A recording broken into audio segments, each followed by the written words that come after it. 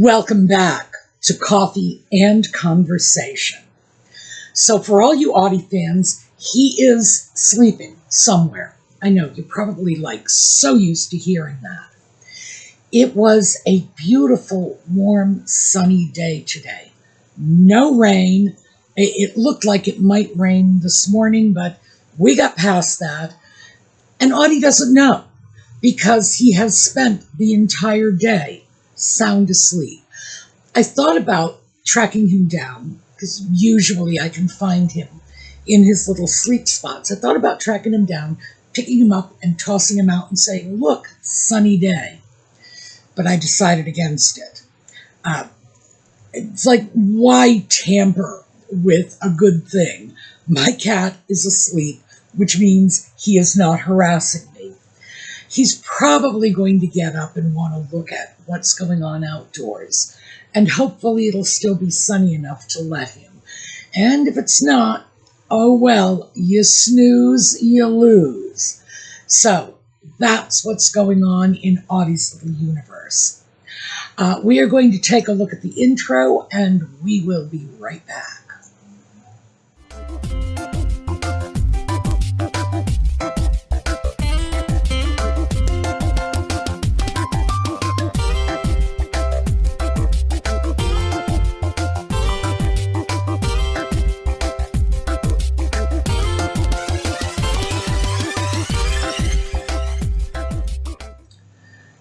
Before we get started, I have something on a related theme that I wanted to share with you because I mentioned this a few weeks ago. We had been discussing getting one's colors done. And I mentioned that I had gone to a link in a YouTuber's website and got my colors done. Basically, it was free. Filled out a little questionnaire. I didn't have to answer more than maybe half a dozen questions.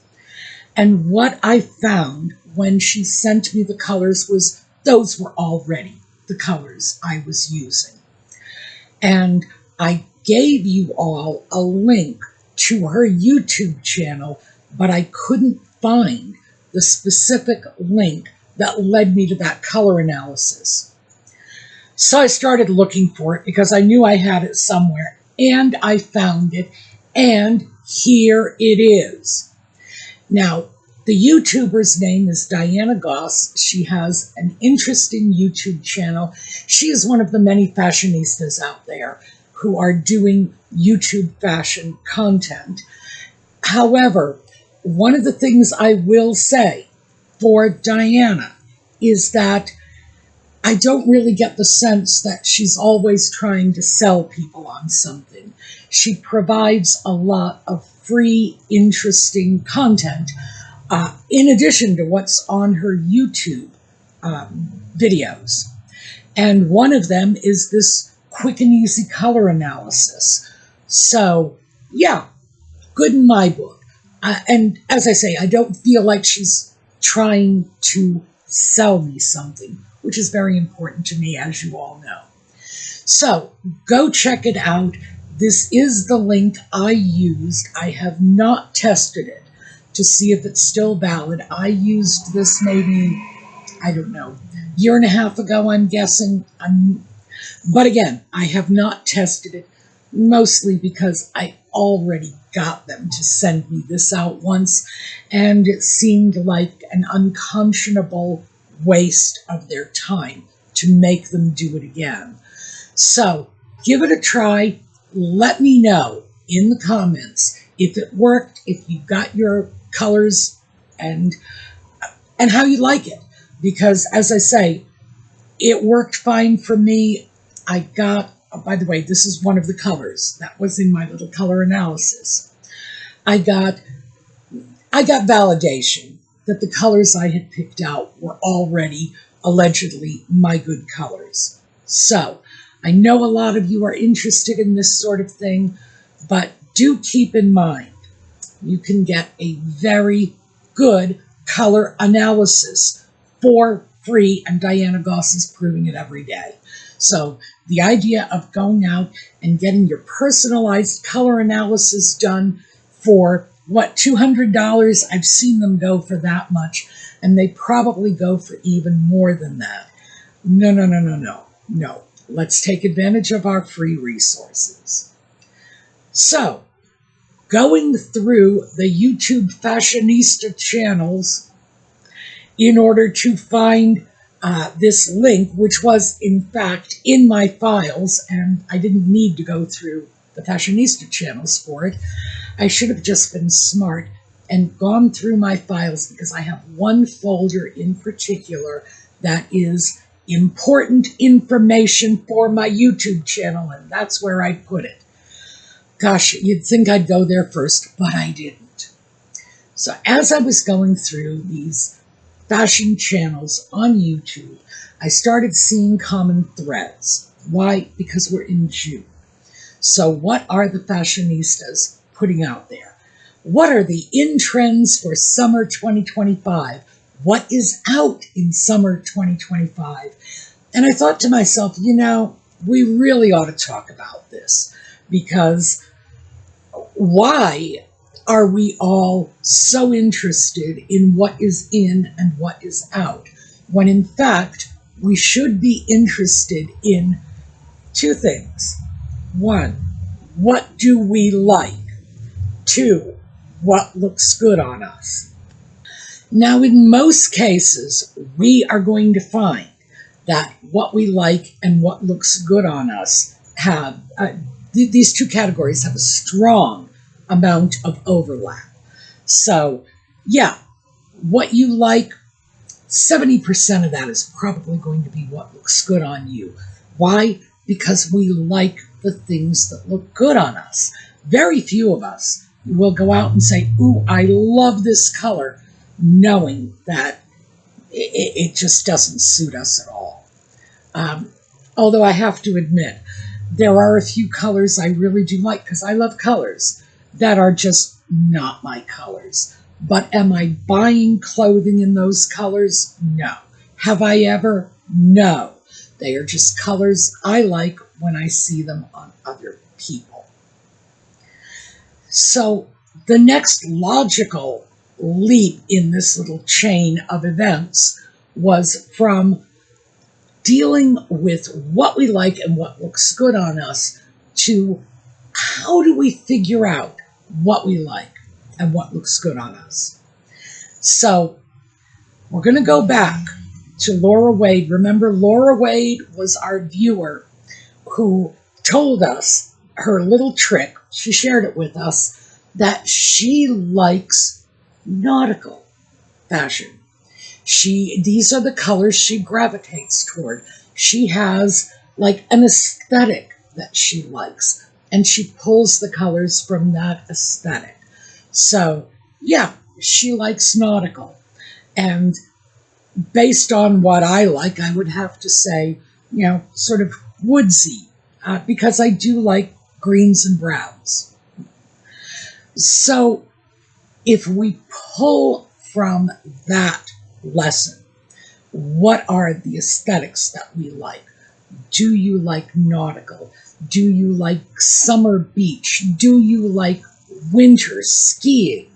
What is the aesthetic you like? And by the way, if you like that aesthetic, it doesn't necessarily mean that A, you like it when it's 30 degrees out, or B, you want to go skiing on the mountaintops. No, it's just a certain aesthetic that we might like.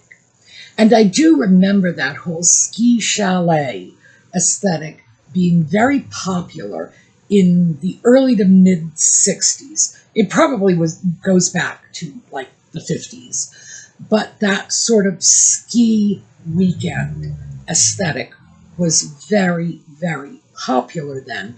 And people would get dressed up in their après-ski outfits, even if they were living in Orlando, Florida, and had never been, you know, within spitting distance of a ski slope. So it's not necessarily about the activities you like, but the aesthetic. And as long as we keep that in mind, it'll work for us. So I started looking at my own preferences. And I found that although, quite frankly, I am so set in my ways. I know exactly what I like when it comes to bottoms. It's trousers, always trousers. It's not going to be skirts. I am just so anti-skirt these days. It's not on the table for me. So I know what I like. I like trousers, and I used to think I liked trousers from the 1940s. Now, these are images that I'm pulling up for you that come out of my own inspiration file. And I keep that. It's in a folder on my desktop, computer desktop, so that I can always look at that if I am at a loss. So when I think of what kind of trousers do I like, I think about Katharine Hepburn. I think about Marlene Dietrich. I think about Amelia Earhart, 1930s and 40s trousers. But the truth is, the more I dove into that aesthetic, the more I realized that's not true. That is not what I like. It's close, but no cigar.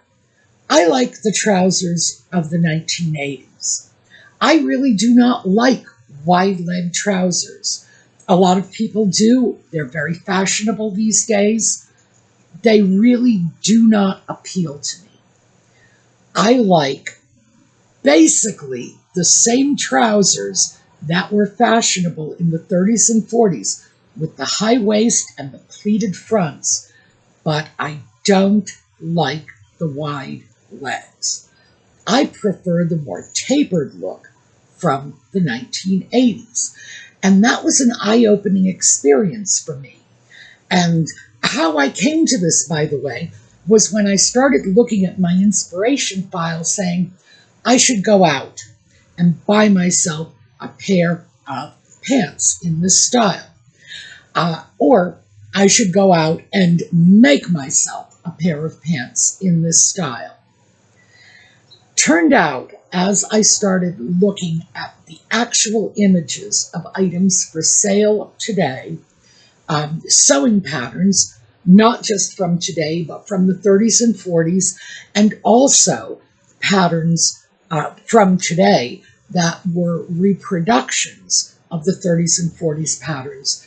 The more I looked at them, the more I realized, well, if I bought those trousers that are being sold at Neiman Marcus, or I made trousers from this or that 1940s pattern, I could just take them in. And I didn't even realize I was thinking that. It's like, oh, I could get those. I could take them in. I can taper those legs a little. And then I don't have to deal with the wide legs. And then it gradually dawned on me. I was saying that with every pair of trousers I saw. Oh, that's great. I'll just take them in at the sides a little. Well, what that's telling me is I don't like 30s, 40s, wide-legged, high-waisted trousers. What I like is the 1980s version of those trousers with the more tapered leg. So I would say, yeah, listen to that voice in your head. Go through the motions. Ask yourself, what is it I like? Why do I like it? And most importantly, if I could make one or two changes in this, what would they be? Because that was the part that really opened it up for me and made me realize what it is I do like, as opposed to what it is I think I like.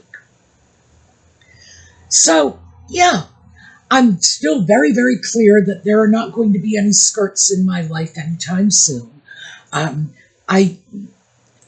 You all know this because so many of you are my age.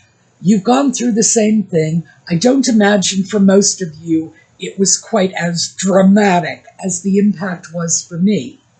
But It was growing up and being forced to wear skirts and dresses every single day. We had to wear them to school.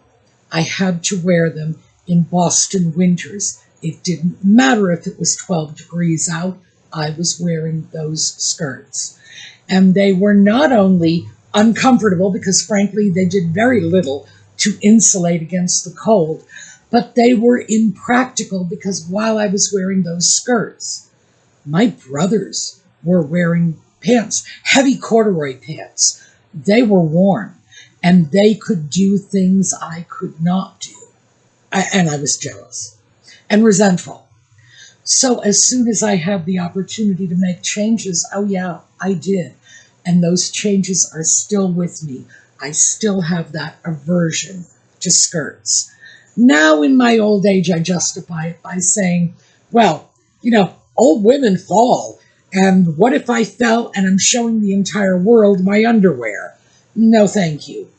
But it's just a justification. It's only an excuse I am bringing up in order to rationalize a decision I have already made and I am already very comfortable with. Yeah, maybe it's an emotional decision.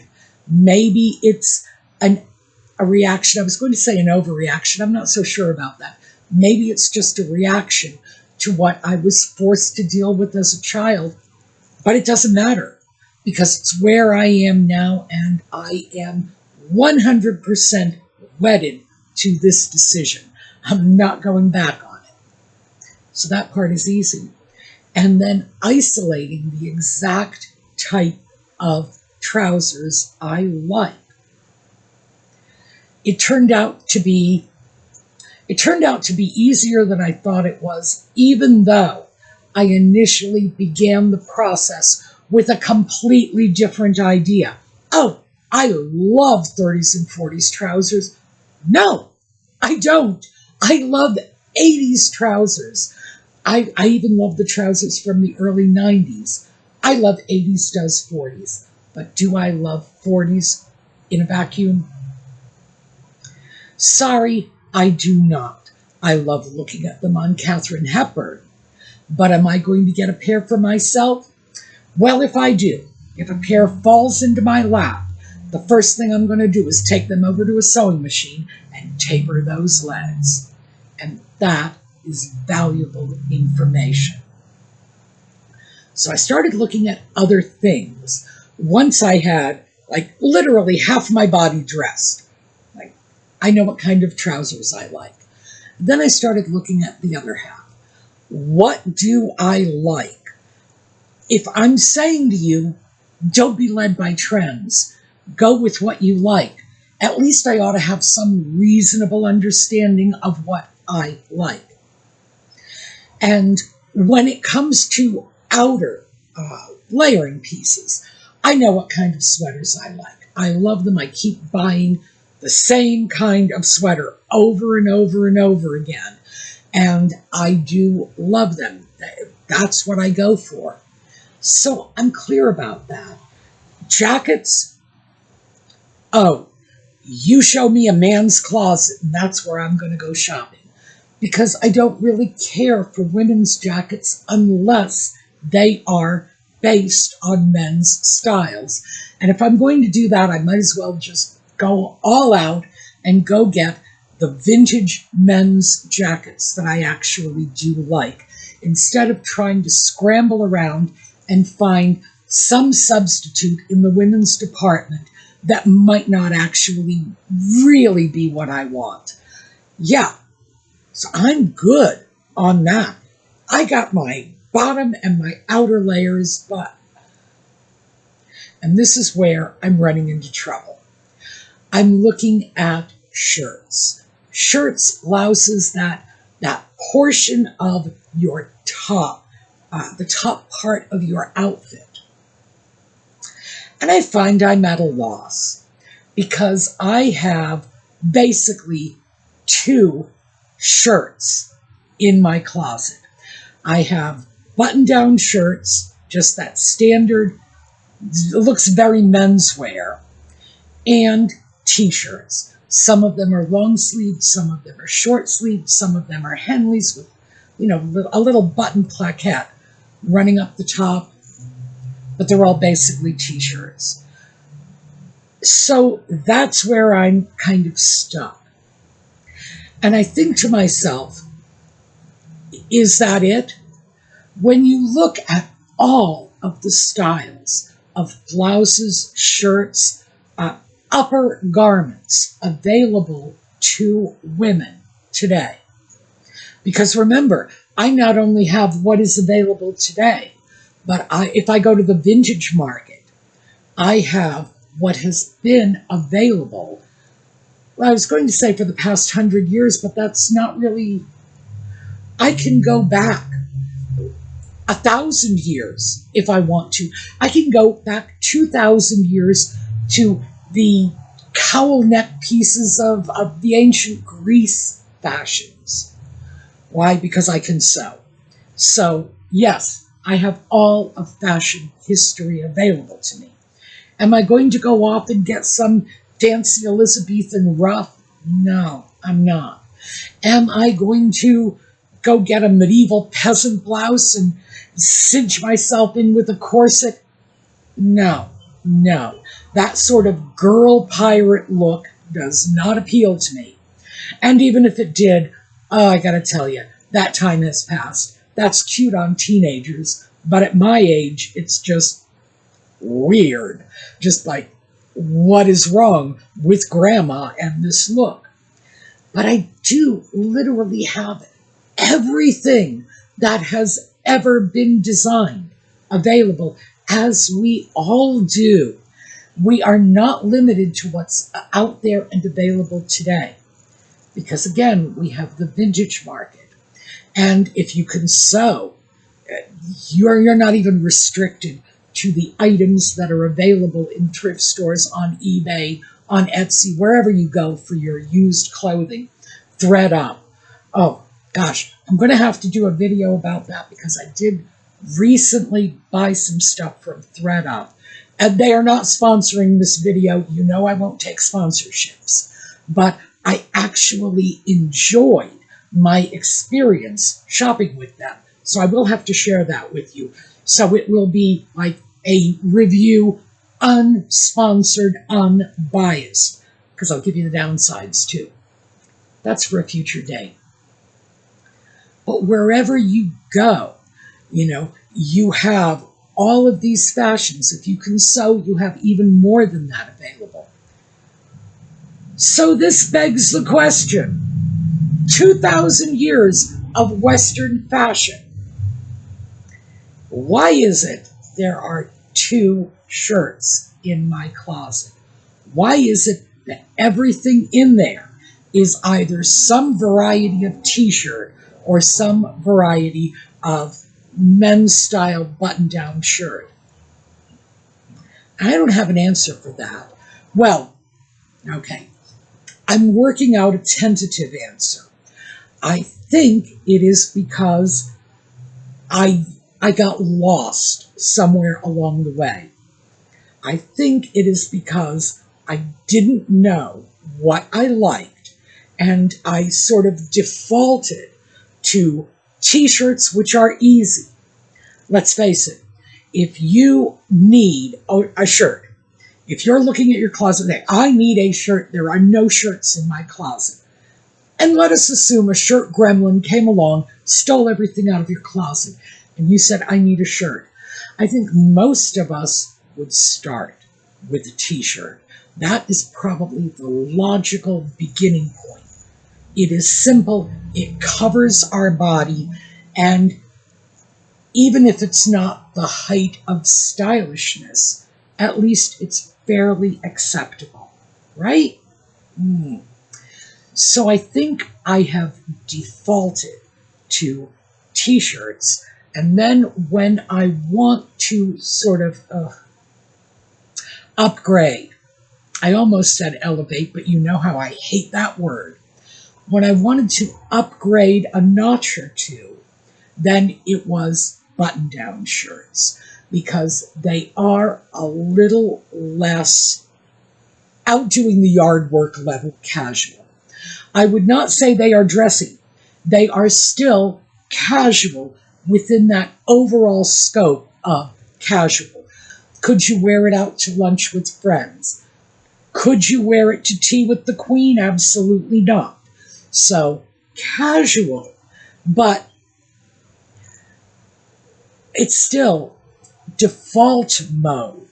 It's still the easy way out because I simply don't know what it is I like in terms of tops. Part of the reason for this is if we go back to that 80s style, which I love, and take a look at the blouses that were fashionable in the 80s, what we see are the massive shoulders. They all look like something that came out of a Buck Rogers cereal from the 1930s. You know, that sort of, I don't know, futuristic sci-fi doesn't appeal to me. Or there was a period in the 80s, and I'm sure we all remember this because Princess Diana was very big into this look. And that was these like Victorian style blouses with the frilly lace collars, and they came up to here, and they had the long sleeves and, you know, and the ruffles and the frills and whatever. Oh, that is so not me. Whoa, is that ever not me? But that's what was stylish in the 80s. And as I started looking through images of the fashion icons from the 80s, which is, those are the pants I like, right? I thought maybe that would lead me into a logical path of blouses, of tops that would go with those pants. Well, the great thing about those pants of the 1980s is they are styled on classic menswear, meaning they basically go with anything. Why? Because what we are accustomed to when we see menswear items is that you could wear men's trousers with a t-shirt, with a Hawaiian shirt, you know, those lovely dad shirts. You can wear it with a dress shirt. You can wear them with a tuxedo jacket. And our sense of what goes together is largely based on what we're used to seeing together. Because let's face it, trousers with a Victorian blouse, can you imagine what our grandmothers would have made of that? That would have been so jarring because one item of clothing is so decidedly male and the other is so decidedly female. Oh, and back in the Victorian era when those frilly blouses were worn by everyone, women were not wearing trousers, so no one would have been accustomed to seeing something like that. So that turned out not to be a really practical path for me to follow. You know, let's look up what was fashionable in the 1980s, because I don't like the blouses that were fashionable in the 1980s. Yes, t-shirts were around in the 80s. So were button-down shirts. But again, casual. T-shirts being very casual, and the button-down shirts being only slightly less casual. Just a tiny bit closer to dressy. So now I'm back to square one, and I need to start looking at this. I have everything else figured out. Interestingly enough, in the past, and of course we go into the past, you know, long life, in the past when I was in my 20s, my 30s, my 40s, my 50s, whatever, I invariably started off shopping with blouses. I would go out, I would see a blouse I liked, I would get that blouse, and then I would match a skirt or trousers or a jacket or a sweater or whatever. The blouse was the core of my outfit. Well, that has changed substantially because now I'm looking at blouses that will slide in with everything else. Why? Because I'm very, very clear about the other things I do like. I have them. That's carved in stone. I know where I'm going as far as they are concerned. So now, with these blouses, and I don't know how this happened. How did it happen that I went from structuring my entire wardrobe around blouses that I liked to now looking at this saying, I got 2 shirts. I own 2 shirts. I may own a number of copies of them in different colors with different sleeve lengths, but ultimately 2. I don't know how that happened. What I'm betting, though, which is, of course, why I'm sharing this with you, is that I am not alone, that I am not the only person who found myself in this situation saying, I'm trying a blank. This part of my wardrobe that used to be very important to me, I'm looking at it now and I'm seeing nothing but a blank space there. For some of you, it may be saying, well, you know, I've always worn skirts. I want to continue wearing skirts, but I have no idea what kind of skirt I want to wear. And there are so many skirts. There is everything from pencil skirts to dirndls to the classic A-line skirt that we all remember from our childhood. You may be looking at this too. You may, in fact, be saying, I can't deal with this. I'm not going to get skirts. I'm just going to go over to dresses instead. So I thought it was worth talking about. Now, instead of having an idea for you, a solution to this problem, because let's face it, I'm not even solving it for myself, I thought we would just very quickly, because, you know, this video is already pretty long. They always are on the weekends. My apologies for that. You know, I apologize, but you know I'm going to keep doing it. If I can't figure out what kind of shirts and blouses I want, this is not stopping me from filling in the rest of my wardrobe with things I know I like.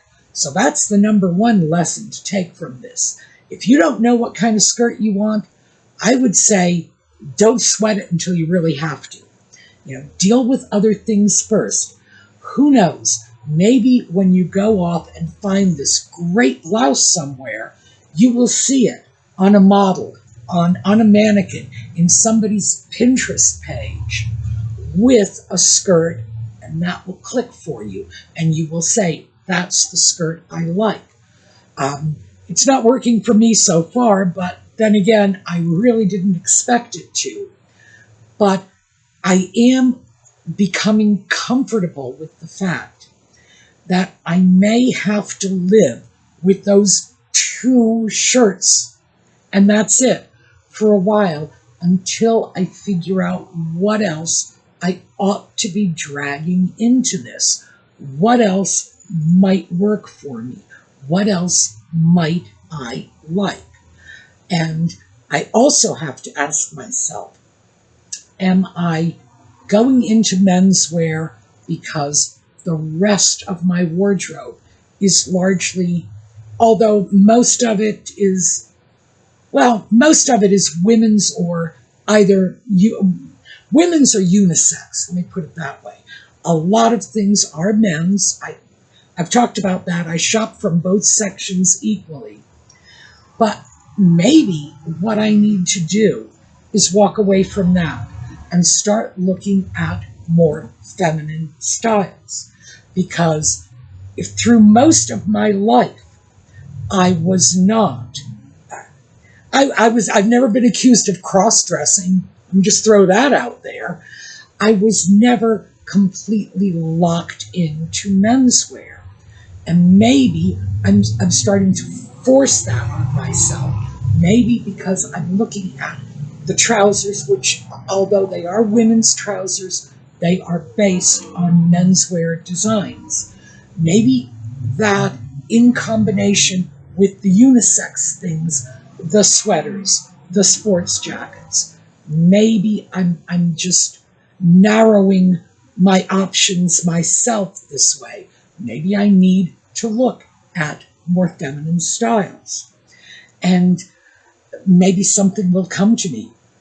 Maybe I really will go out and get one of those ultra frilly Victorian blouses. Not likely. But is it possible? Yes, it is possible. Because maybe that's where I need to go with this. Maybe that's how I can make this work for me.